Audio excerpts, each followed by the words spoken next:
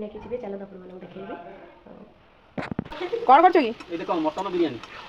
ଭିଡ଼ିଓକୁ ଦେଖନ୍ତୁ first two last ଜାଣିପାରିବେ। ନମସ୍କାର, ଜୟ Jagannath, welcome to my channel simple lifestyle. Good morning all friend. ଆମର ବାସି କାମ ସବୁ ସରିଯାଇଛି, କେବଳ ଖାଲି ସକାଳୁ ଚା ହେବ। ସମସ୍ତେ ଚା ପିଇବେ, ମୋର ସକାଳୁ ଡେଲି ହୁଏ, ଦିନ ଅଧେ ନାହିଁ, ଆମର ଡେଲି ସକାଳୁ ଚା ହୁଏ। ଚାଲନ୍ତୁ ଆମର ଚା କରିକି ସମସ୍ତଙ୍କୁ ଦେବା।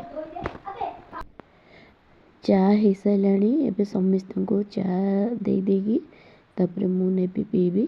ଆଉ ଦେଖନ୍ତୁ ଏପଟେ ବିରି ଚାଉଳ ଭେଦା ହେଇଛି, ବଟାବଟି ହେବ। ମୋର ମା ଉଠି ସାରିଲାଣି, ଏଠି ଛୁଆମାନେ ବ୍ରସ୍ କରୁଛନ୍ତି। ଏବେ ଚା କରିକି ସମସ୍ତଙ୍କୁ ଚା ଦେଇ ଦେଇକି ଆସିବି। ମୁଁ ଟିକେ ଚା ପିଇ ସାରିଲିଣି।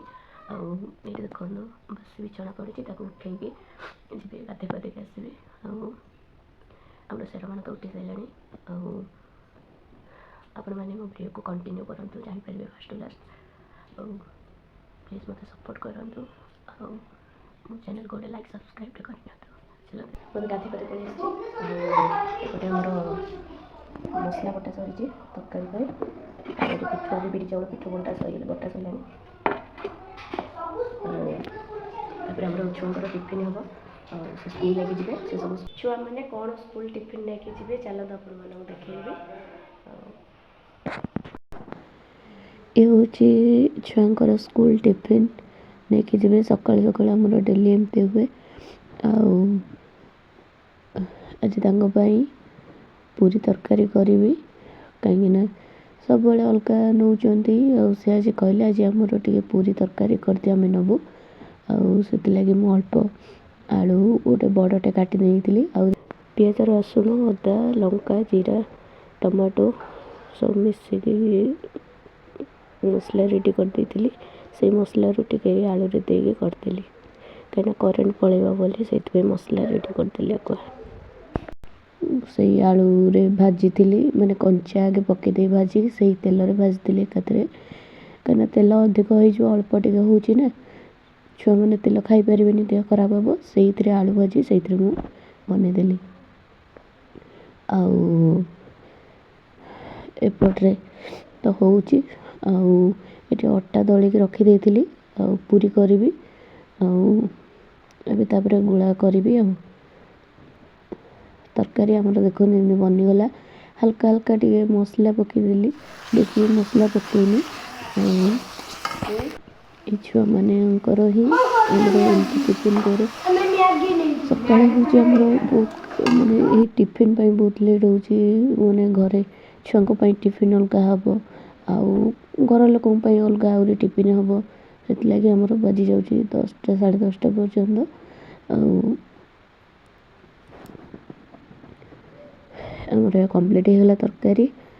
ଆଉ ଏପଟେ ଗୁଳା କରିଦେଇଛି ପୁରୀ କରିବା ପାଇଁ। ଏତିକି ଅଳ୍ପ ହିଁ ଦଳିଥିଲି, କାହିଁକିନା ଆମେ ସବୁ ପିଠା ଖାଇବୁ। ଆଉ ପୁରୀ ଛଣା ବି ଚାଲିଲାଣି।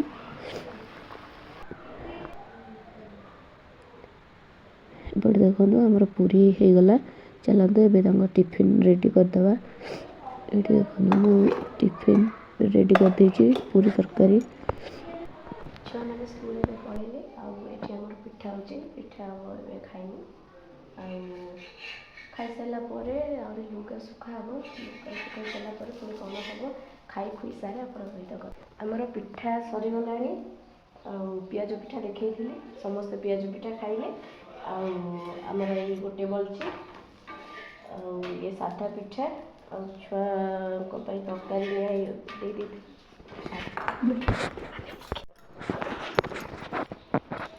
ଛୁଆଙ୍କ ପାଇଁ ଯେଉଁ ଟିଫିନ୍ ହେଇଥିଲା ସେ ତରକାରୀ ଏତେ ବଳିଛି। ଆଉ ଆମ ସାନ ଛୁଆ ଖାଇବେ। ଆଉ ଆମର ଏଠି ଲଙ୍କା ରସୁଣ ଝୋଳ ହେଇଛି। ଆଉ ଆମକୁ ଏଇଟା ଭଲ ଲାଗେ ଖାଇବାକୁ। ଆଉ ଚାଲନ୍ତୁ ଏବେ ଆମେ ଏବେ ଖାଉଛୁ। ଭାବିଲି ଯାଉଛି ସେୟାର କରିଦେବି ଖାଇଲାବେଳେ। ଏଇ ପିଆଜ ପିଠା ଖାଉଛୁ, ଖାଇଲେ ବିଶ୍ୱାସ କରିବନି। ଏ ଦେଖନ୍ତୁ ଲଙ୍କା ଝୋଳ ପିଠା ଏବେ ଖାଉଛୁ। ଖାଇ ପିଇ ସାରିଲା ପରେ ପୁଣି ଆହୁରି ରୋଷେଇ ହେବ।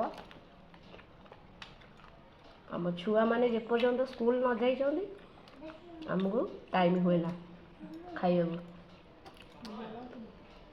ଏବେ ଆସି 10:30 ହେଲାଣି। 10:40 ହେଲାଣି। ତାପରେ ରୋଷେଇ ହବ। ଚାଲନ୍ତୁ ଖାଇସାରେ। କ'ଣ କରୁଛୁ କି? এই দেখো মটন বিরিয়ানি କ'ଣ କରୁଛ? আলু ଆଳୁ କଷୁଛ? ଆଳୁ କଷା ଚାଲିଛି ନା? ଉତ୍ତମ ରୂପେ କଷା ହଉଛି ଚୁଲିରେ କିନ୍ତୁ ନା ଚୁଲିରେ ଭଲ ହବ। ଟେଷ୍ଟ ବଢ଼ିଆ ଆସିବ ନା? ହଁ ମଟନ ଗୁରା ଦେଖ ଖଣ୍ଡ ଖଣ୍ଡ ଆସିଛି ସବୁ। ବିଟୁଲ କ'ଣ କରୁଛ? ବିଷ୍ଟୁ କୋବି ଆଣ କଥା ପରି କ'ଣ କରୁଛୁ? ପରିକି ଦଉନା ଖଣ୍ଡେ ପରି ମାଗୁଛି। ହେଇଯାଉ ପରି ହେଇଯାଉ ମଟନ ଖାଇବୁ ହେଲା। ଏଇଟା କ'ଣ ହଉଛି ଆମର? ମିଛରେ ଏଇଟା କୋବି ହଉଛି ବା। ଆମର କାମ ସରିଗଲା। କାମ ସାରିକି 2:30ରେ ଆମର କାମ ସରିଲା। 2:30ରେ ଆସି ମୁଁ ରୁମ୍ରେ ଗଡ଼ୁଛି। ସେଠୁ ଏମିତି ଗ୍ୟାଲେରୀରେ ମୋ ପୁଅ ଫୋନ୍ ଧରିକି ଦେଖିଲା ମାନେ ମୁଁ କୋବି ତରକାରୀ ଯେ ଆମର ଯେଉଁ ବନା ହେଉଥିଲା ସେଇଆକୁ ଦେଖିକି ମୋ ପୁଅ ଯେଉଁ ମଟନ୍ ବିରିୟାନୀ କହିଲେ ସେ ଭାବିଲେ ସତରେ ଆମ ଘରେ ମଟନ୍ ବିରିୟାନୀ ହେଉଛି। ସିଏ ପୁରା ହସି ନାଚି ନାଚିକି ଉଚ୍ଚଲ କି ଆଜି ଆମର ମଟନ୍ ହେଇଛି ଆମେ ଖାଇବୁ। ତାପରକୁ ସେ ବି ଏପର୍ଯ୍ୟନ୍ତ ଜାଣିନି ଆମର ମଟନ୍ ବିରିୟାନୀ ହେଇଛି କି ଆଉ କ'ଣ ହେଇଛି ସେ ଜାଣିନି। କ'ଣ ହେଇଛି? ମଟନ୍ ବିରିୟାନୀ ହେଇଛି। ସତ କହୁଛୁ? ଦେଖିଛୁ? ହଉ ଅପେକ୍ଷା କର ଆଉ ମଟନ୍ ଖାଇବୁ ଆଉ। କୋବି ତରକାରୀ ହେଇଛି। କୋବି ତରକାରୀ। ବାପା କହିଲେ ଆଉ